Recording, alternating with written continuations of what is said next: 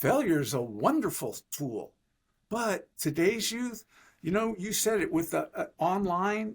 If somebody like ghosts you or disrespects you, your life literally falls apart.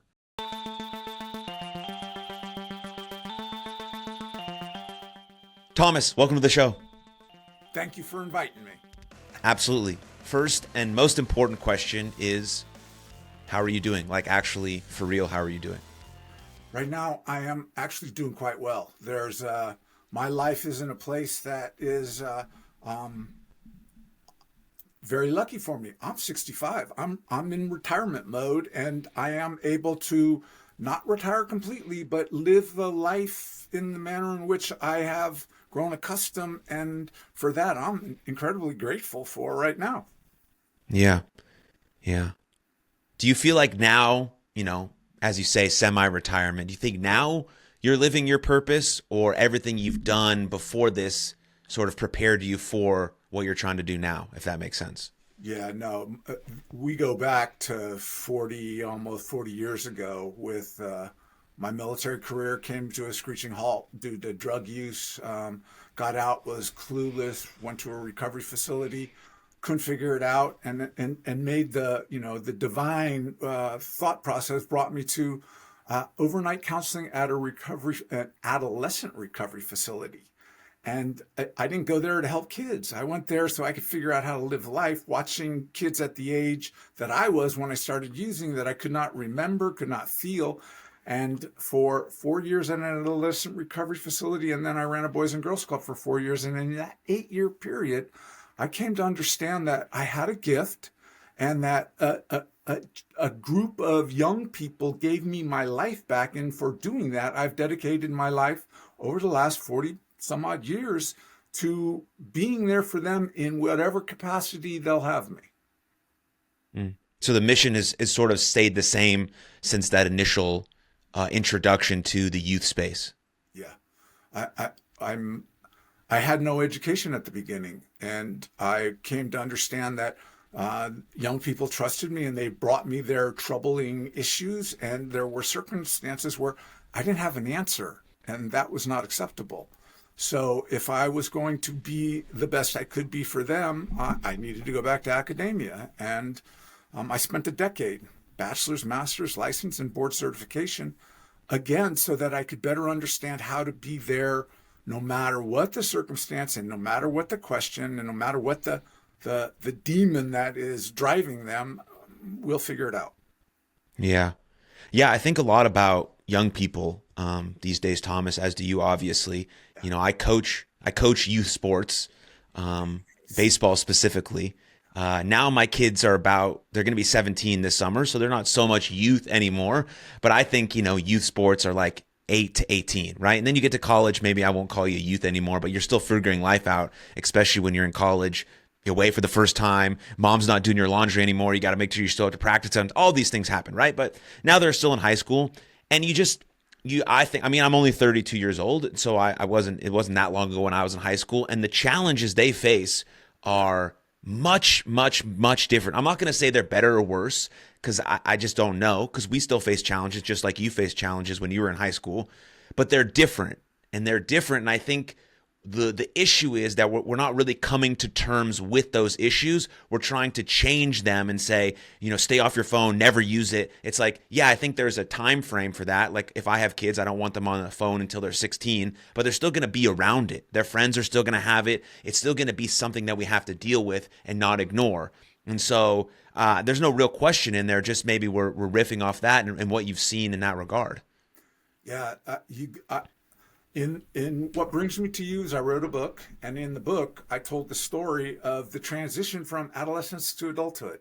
And I shared what it was like for my parents' generation, for my generation, and then working with youth for the past 4 decades, I've watched that transition and have come to understand there are missing pieces that are costing our youth in the form of mental health because they're not able to find the answers that are sufficient to address their specific needs. And like you said, it's not better, it's not worse, it's different. Yeah.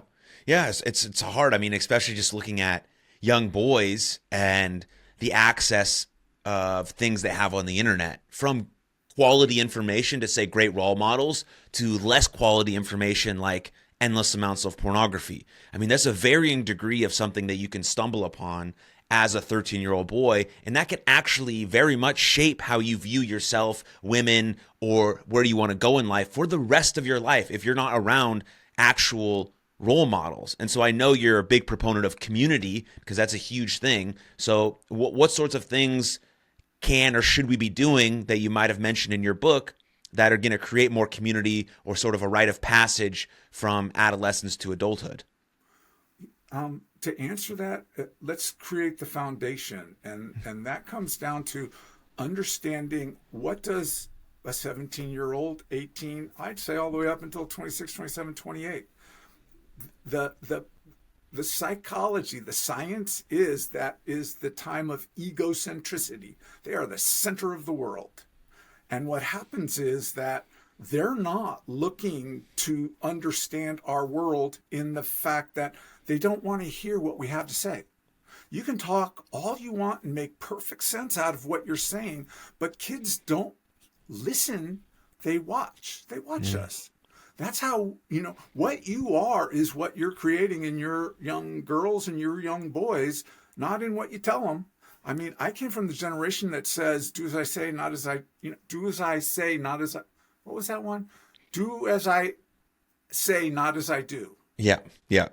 That's where I came from, and it shut me down. But at that time, decades ago, there was still the transitional pieces where you went from high school into college. You did not have this darn thing that you had to make friends, eye contact, and it changed how we came to understand how we can depend on each other.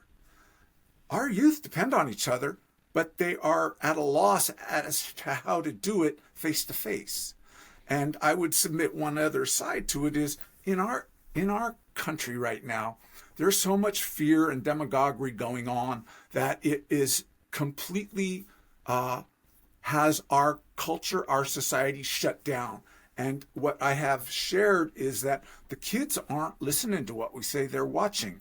And so where we normally show them how we talk through it, we communicate with one another, we know that there's differences, but there's compromise. None of that's happening. And they're not seeing what they can use to internally correct what's going on in them. And that leads to pornography on the internet, that leads to drug addiction, that leads to horrible suicide. So that's the piece, the foundation, and how I'm looking and seeing it today as I sit here sharing with you. Yeah. I mean, it's so interesting because I learned that lesson that you just shared.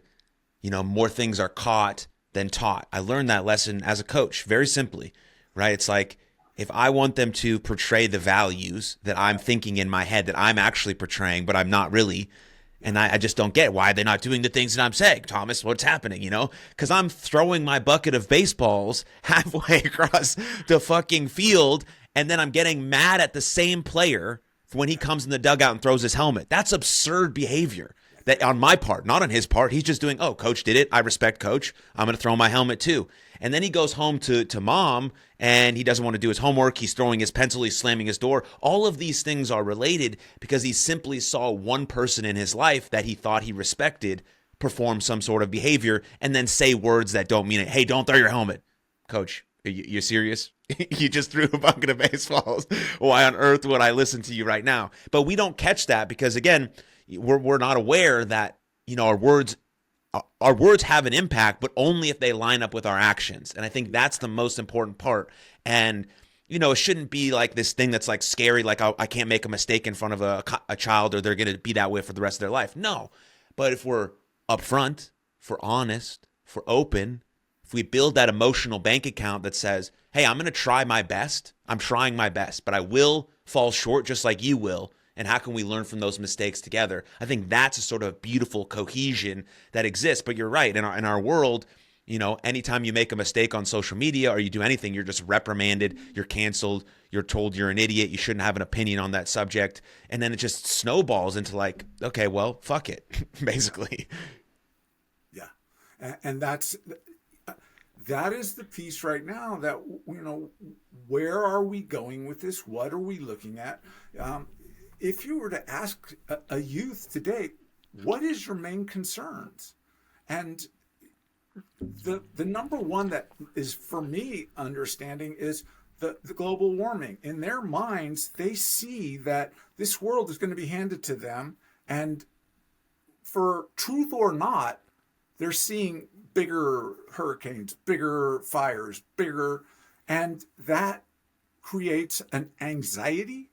And there you go. You're opening the door to mental health. You got anxiety and depression and all of those things without having the ability to have a platform where we all show up. I'm there as the adult, you're there as the youth, and we learn to communicate with one another. That's the piece that I'm seeing is missing right now. Yeah, and I know another thing that you talk about or have is your academy, where you have this like 1 year immersion process, and I found that to be incredible because I think that's also a missing piece, is that sort of initiation process. Now, sometimes you get that in a religious aspect. Some religions do that really well. Like, I'm Jewish, and so we go through a bar mitzvah. That was cool. It was when I was 13, so I didn't really feel like I became a man at 13, but there is still some sort of initiation. You have to go through a year of studying, right? You have to like take responsibility for your actions. You have to stand in front of your community, and you have to actually prepare for something. Now, in just regular sort of secular society, that doesn't really exist. There's no sort of initiation, and I know that that's what you're trying to do. And why do you think that that's important? Well, it goes to the ancient, with societies thousands of years ago had a process where their young men were transitioned from mom to the adult world. And this was at a time where there was no communications across, waters, rivers, countries. This is when it was, thousands of years ago. And it turns out that the creation of what each of those entities saw as the answer for transitioning their kids, go forward a couple thousand years, we're looking back, they didn't communicate with one another, but they all had the same type of initiation that transitioned from young boy to young man. That is ancient. So here in today's world, you can get it. It's there. We see it. You play sports. You got boys and girls clubs. You've got the boys. What is it? It's now boys and girls scouting. I was in the military. Anybody that went to boot camp, that's a transition that is huge. And from all of those experiences, looking back 1,000 years to what I experienced here is what went into what I call Honor Bound Academy. That is my nonprofit. And in it, I looked at what is the best format in order to transition young people to adulthood. And I went with the age 18, 19, and 20 for a very specific reason. At 17, the parents are still involved, as they should be, but I am doing a program that is looking at giving them something that I see that can fit them into their world to come. And I will always respect mom and dad, but I don't want to hear it. So then now we move to 21. You've already begun a process. You're already moving towards, for better or worse. So I chose a starting point of 18, 19, and 20-year-olds, a 1-year program. It's a curriculum based off of knowledge, based off of nature, based off of internal understandings of self, self-esteem, self-understanding. These are all, and the staff that I have chosen are all men of accomplishment that will but fulfill the responsibility and obligations of the program, not in telling them what they need to do, but showing them. And that's what That's the creation of Honor Bound Academy. Yeah, it's a beautiful idea because there are so many ideas and tools that we can be proactive with, especially with young people, that could essentially save their lives. Like we mentioned mental health, we mentioned suicide. That's something I'm deeply passionate about for personal reasons, which we may get into. But there are skills and tools that are available for everyone, but we tend to only get reactive about certain things instead of proactive, specifically when it comes to our mental health. That's why you see a lot of young people who go through like a one really bad experience, heartbreak, some sort of rejection, and they make the choice of ending their own life. Now, it's not because they're like inept or something was wrong with them. Nothing was wrong with them. They weren't broken. They just didn't have the understanding and the experience and the tools and maybe the support system, because family structure and things like that really matter, to handle that situation. And then they made that ultimate choice. And so if we can get it sooner, okay, teaching someone how to use their breath or understand what they need to do with journaling, or how they can explore what things matter to them, or their self-care, how they can ask for help, or what vulnerability means, or all these sets of tools that you can actually teach young people in school, along with history and chemistry and all that other garbo that seems to be useful, I guess, whatever, I don't know. But like those are probably more practical, because then we need stuff like that. How to handle rejection. Like, what does it mean to feel rejected?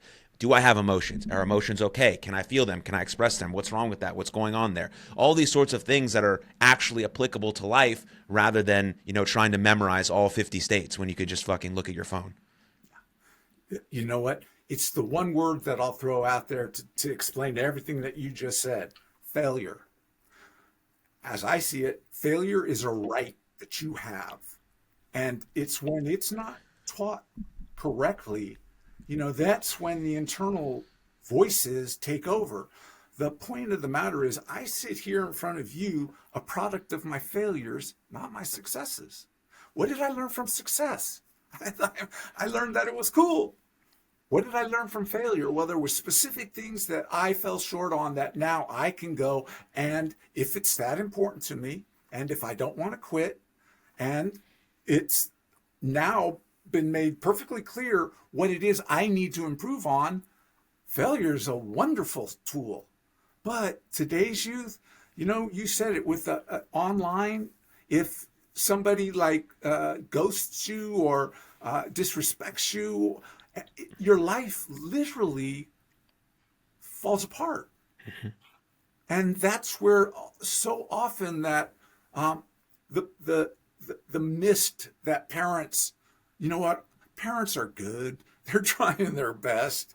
It's one of those things that it's at this stage, what once was, it takes a village to raise a kid.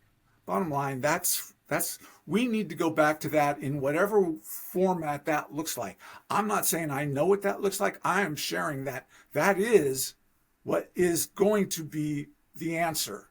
It's when we all say, you know what, let's put aside all of our differences and figure out what today's youth, all of our kids, best need, and that we can support them with. And that's what I'm aiming for every time I get this chance to give somebody an answer like you. So thank you. Yeah.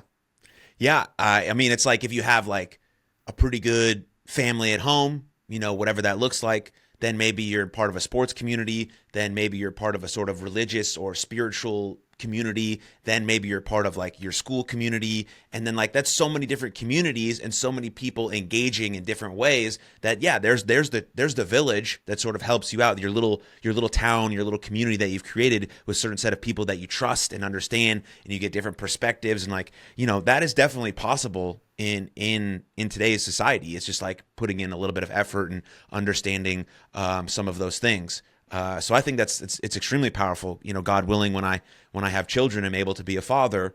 I can actually represent some of these values. So hopefully I could live up to that. But as you said, failure is very important, and I've failed my whole life. That's why I still doing this podcast, because I just keep trying to get better at it, and I think that's a beautiful thing. Absolutely. So yeah. But I also think about we mentioned young boys and social media. Like I can't imagine being in sort of the dating climate today, being a young man. That's why they're so That's why they're so scared to talk to women. Because I mean, the amount of stupid shit that I said when I was younger, like it's absurd. Like I don't want any of that on the internet. You know what I mean?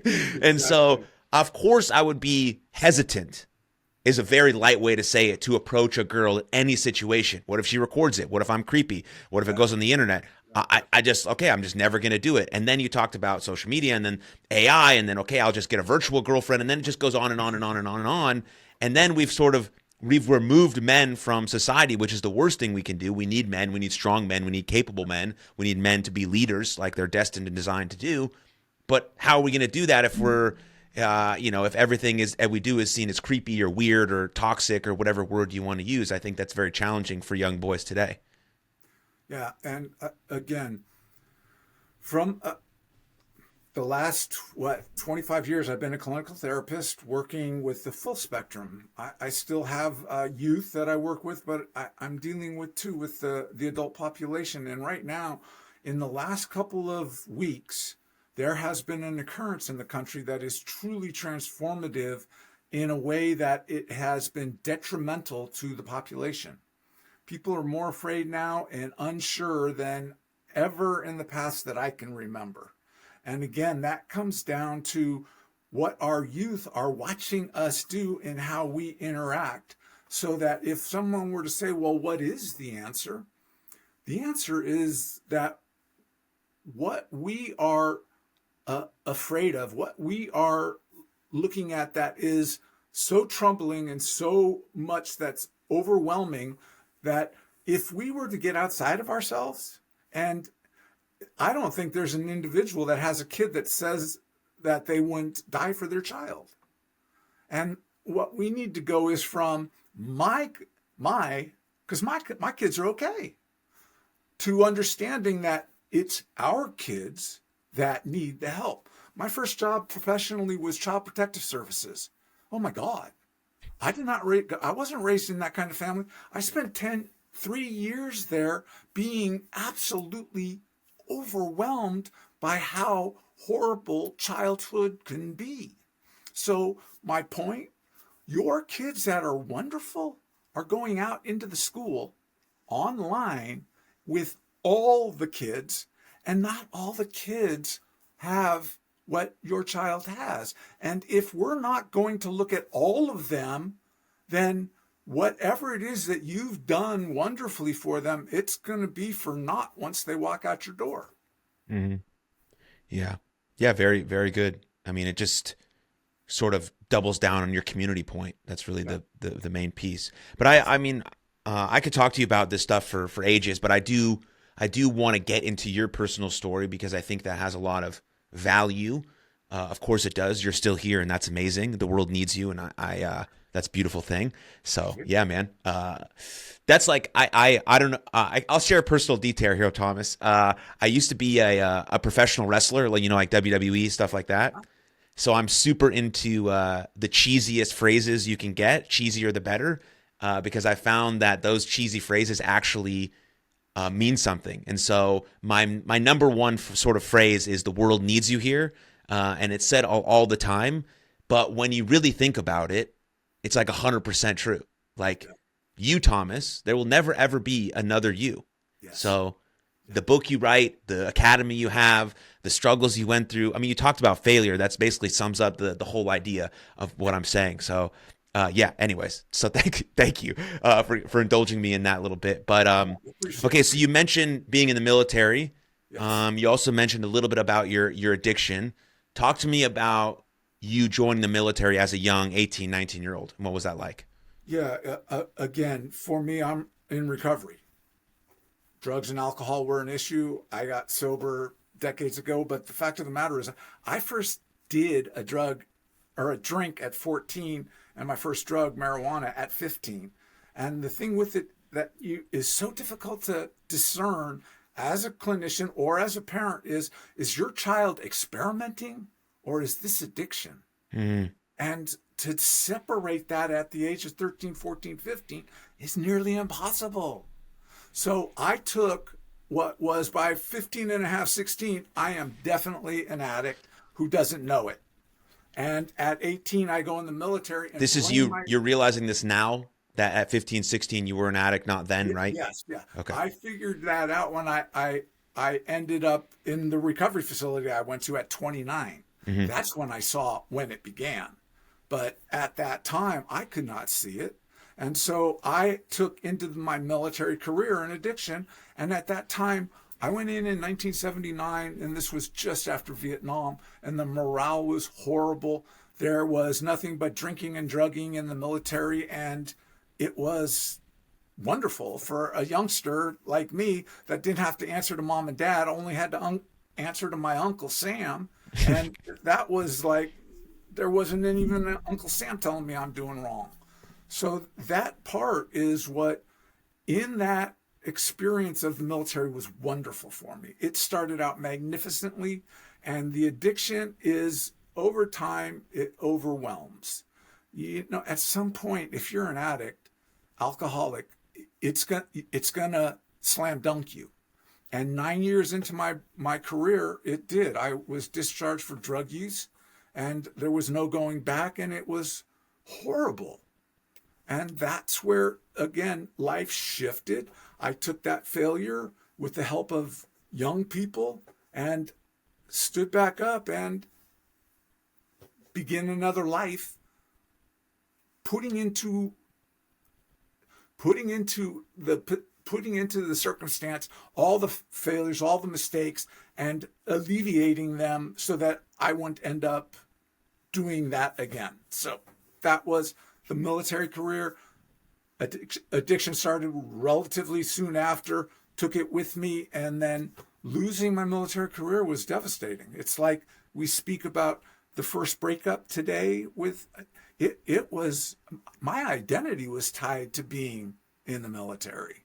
And so I lost everything when I was discharged. So, Yeah. I mean, yeah, I'm just thinking about the identity piece because I think about that a lot. You know, as a former athlete, that took me a while to sort of understand. And so when thinking about, you know, veterans and people leaving their military service, or anyone sort of grieving the loss of something that they no longer can do, you know, someone moving on from their high school friends, or, you know, whatever, it could be as big as losing someone you love, but it's all grieving. It's all part of your identity. What sort of things did you learn or go through that helped you figure out who you were? well, the first of all, to internally accept that I was not broken was the first thing that came about when I started working with youth, watching them, seeing them, hearing their stories that was my story, and seeing them have the courage to voice it in a milieu. You know, I was at a recovery facility, and you're only as sick as your secrets. And these young people were telling these horrible things that had happened to them. And I was watching days later, instead of them wanting to commit suicide, there was an actual lifting of, you could see them be buoyant. They had let out the demon, and it wasn't what they thought it was. And now they're being supported, being told, way to go. And I was just amazed at that.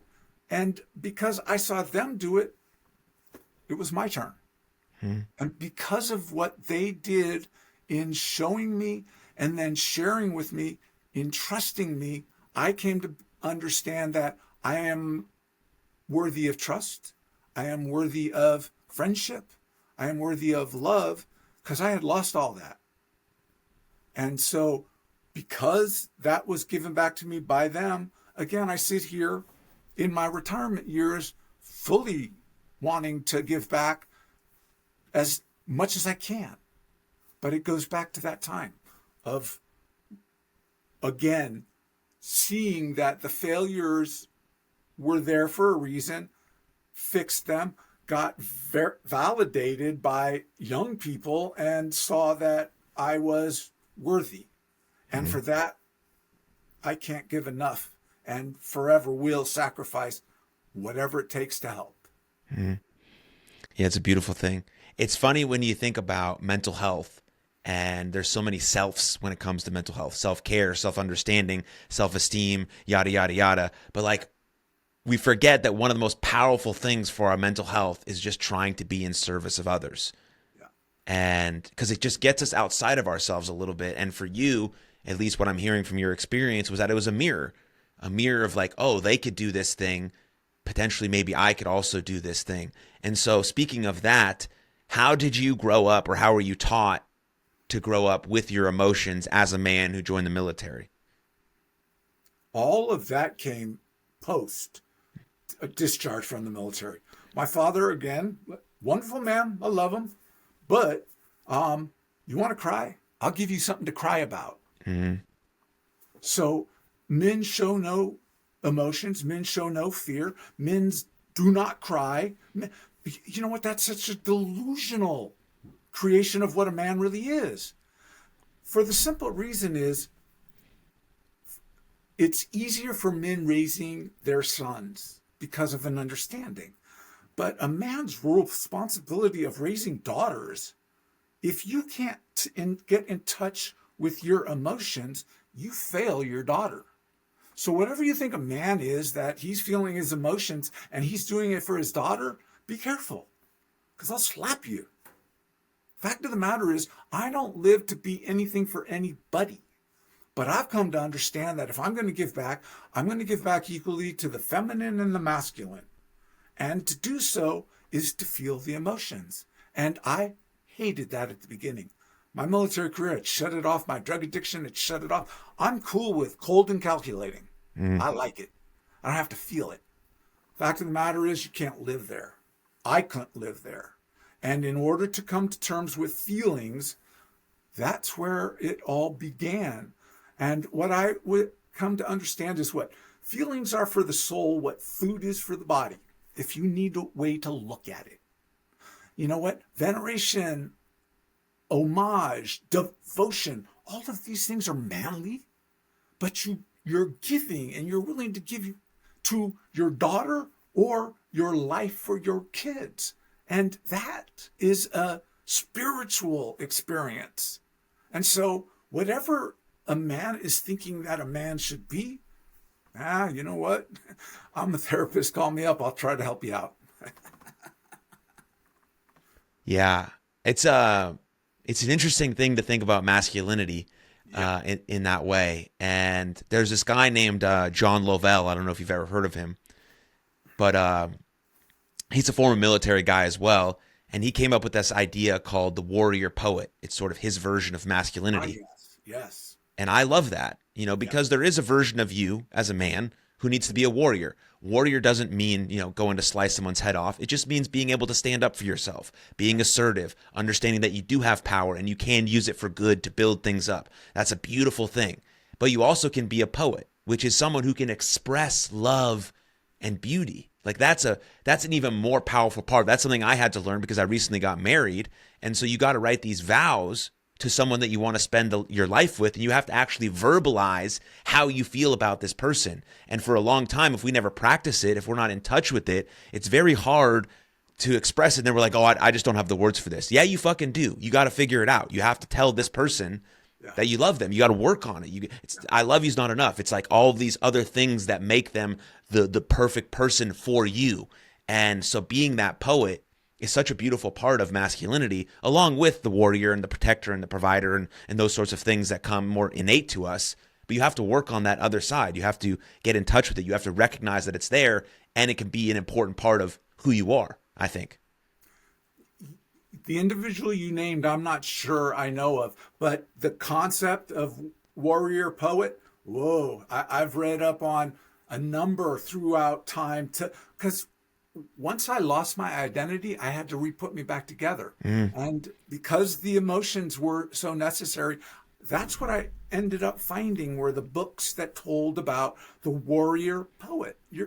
That's magnificent because from that perspective, the emotions are just exactly what you're able to embrace as a manly man. The other side to it is I offer this to all of the parents that come to me because they're having trouble with their kids. The fact of the matter is, I ask one question and only one question is, do your children know that you love them? If the answer is yes, you pretty much can drop your kids on their head and still survive today.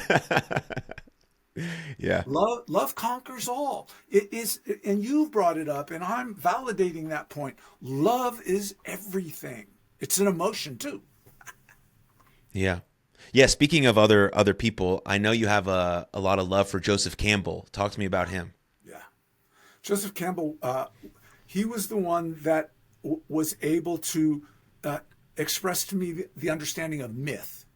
And Joseph Campbell, for anybody that saw Star Wars, George Lucas hired Joseph Campbell to create that warrior mentor dynamic. And it was that brought me to his material. And this guy was way deep, way insightful, because as a clinician, I can't touch politics or religion. And Joseph Campbell, he didn't do that either, because he had mythology, which is what was before religion, and religions took from the mythology what they have as their, what makes them what they are. And it is amazing to watch somebody to embrace the spiritual, i.e., your belief in a power greater than yourself, and to have it expressed from a place long before religion. And the story is really amazing. Yeah, it's so fascinating how basically long the story of the human struggle has been around. Uh, and that we have the power to continually rewrite our story because we're all what we're trying to do here is just go on the hero's journey. That's what you're talking about, Joseph. I mean, that's what Joseph is talking about, and that's what we're talking about here, Thomas. Whatever. You get me. But yeah, it's a hero's journey, right? What does the hero do like almost every single step of the way? He falls down, which you can consider a failure, you can consider a setback, whatever you want to say. But then what does he do? He gets back up a little bit stronger, maybe gets a shield along the way, maybe gets a sword, maybe gets a partner along the way, and finally he ends up slaying the dragon. And then there's another dragon, and then there's another dragon, and another dragon. And it's endlessly evolving, but it's a cool, very story. And that's why myths are so powerful. I spoke about professional wrestling a little bit ago. That's why professional wrestling is so powerful, because it's simply the story is told the good guy versus the bad guy. But the bad guy is so interesting because he always has little pieces of me in him. Yes. Ooh, would I stab my best friend in the back for a championship? Ooh, would I throw him out the ring to get a title match, $20 million, whatever it is? Ooh, I might do that. So it makes you also come to terms with your capacity for evil, which I think is very important, because obviously human beings have done some of the worst atrocities that we've ever seen. Human beings, just like you and me. And if we say, oh, I would never do that. You don't know. You weren't thrusted in that situation. And so I'm sure you've been in tons of those sorts of situations as a SEAL, but I think those are really what myths can tell us. And then we have the ability to choose the goodness and go on the hero's journey. Because the hero's journey is based in the departure, the initiation, and the return. And it can be the going from the military, losing identity, to within a number of years finding identity and recreating the journey. But at the same time, my life, I am in the return part. I have attained the golden fleece. I have the experience and the knowledge, and it is now my responsibility to give back. And so that is what's so amazing about the myth in the short, but also in our entire life. We do that. We depart from home. We go through all the initiations, the failures, the marriage, the children. But then at the end of life, you have survived, and you have a body of knowledge that is more for the bigger picture, not just your kids, because you've done your kids for the past, at that stage, you've had your kids for 30, 40, 50 years. But now you're looking at the bigger picture of the whole country. And I've come back right now in return with all of this insight, wanting to give it in the form of advocating for our youth. So that's my circle, connecting the dots with the conversation you and I just started and shared. Mm-hmm. Yeah. Amazing. And when did the sort of the inception of your book come about? When did you start writing that? A year ago, I knew this was coming. I saw Today a year ago, and I was just, there was, I wanted a say. I wanted a platform at the national level. And where I was not going to have it by just being who I am. So I needed a lucky charm. I needed something that could bring that about. And that's the story I told in the book.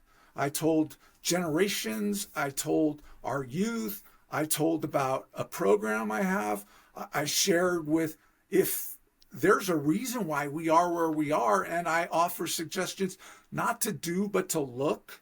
And in doing that, I come and forever grateful for the podcasts that allow me to tell you that story, because I am trying to get, I want Good Morning America, and I want to stand there and I want to share so that America's youth know that I'm real. This is how you can find me. And this is what I want to do. And what I want to do is find out what you want me to do. Bingo. Yeah. Yeah. I mean, young people really do want to know that somebody has their back. And it's very, very powerful. That's very, very powerful to know that someone's in your corner, fighting for you every single day. And I know there's a lot of people doing that, but it's always nice to hear that and see that and feel that and understand that, rather than just like it being in the ether sort of floating around, How is it actually sitting down to write? Because I write a newsletter every week, and it's like the most torturous fucking thing that I do every week, but I force myself to do it because I want to be a better writer and I want to express some ideas, but it's really hard for me. I much prefer to just talk, as you can tell. But how is it to actually sit down and write? Okay, so this one right back here, The Bell Tolls for Thee. I wrote that 10 years ago, and I was in the Horn of Africa. This one here, I wrote a year ago. And the thing is they're interconnective. I tell the story of my beginning here and where I'm at right now. And to sit there and write that one, I was what was called a military family life consultant. I was a therapist that was embedded into military commands all around the world, whether it was Army, Navy, Marine, or Air Force. I did that for 7 years. And one of my assignments was Camp Lomonier, which is in Djibouti. You got to like that. That's a real place. And from there, I went to Ethiopia and Kenya, and there's something mythical and magical about that area. It's the Great Rift. And if it is true that we evolved and came out of Africa, I sat above looking down into that triple canopy jungle, and I was moved to write that story.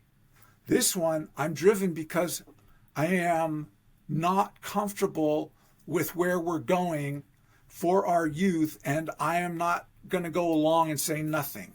So I'm driven to create them. For me, to do something daily, I don't know that, what, I've written on my LinkedIn page, I got like 18 blogs. I've written 18 stories. That one I can't do. The books, each one took me 4 months to write, That venue is easier for me. And again, it's driven for, there's purpose and meaning in them. And as long as you've got something that's driving you, you've got something to say. Yeah. Say it. That's very interesting that the blogs for you are much harder than like a full-fledged novel. Yeah, that's interesting. Have you ever thought about maybe, I know the purpose, you said the purpose thing, but why? Just because you're more driven to the novels, they feel more inclined, you feel more intrinsically inclined to those? Yeah, it's, we don't have babies, we're men. The creation of those was as close as I'll ever get of creating something from within me that was put out to the world. A creation that when I'm dead and gone, it's still here. Yeah. And I wanted to, that was part of what was going on in here when I went and did those two things. Very interesting. Well, Thomas, is there anything that I didn't ask you or that you want to mention, or you have closing statements that I missed, or something that you want to mention here at the end before we wrap up?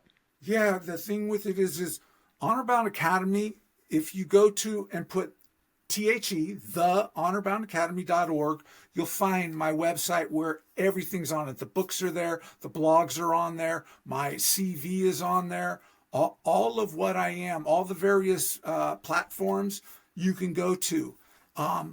In closing, all that it comes down to right now is that, as dark as it may seem, as frightening as it may seem, there's still hope. As long as there are those good people and they're out there, we still have the opportunity. And it is that drives me to doing what I am doing, so that our youth aren't left to their own devices, because that's not going to be a good thing. Yeah, extremely powerful. Great. Thank you, Thomas. The world needs you here. You and everyone listening or watching or wherever you are, the world needs you here. So thank you, Thomas. Thank you. And we'll see everyone next time. Cheers. Thank you very much for tuning into that episode. And if you enjoyed it, click right here for another full-length episode of the podcast. And please don't forget to subscribe. But most importantly, above all else, please take good care of yourselves and others. And I'll see you next time. Lots of love. Cheers.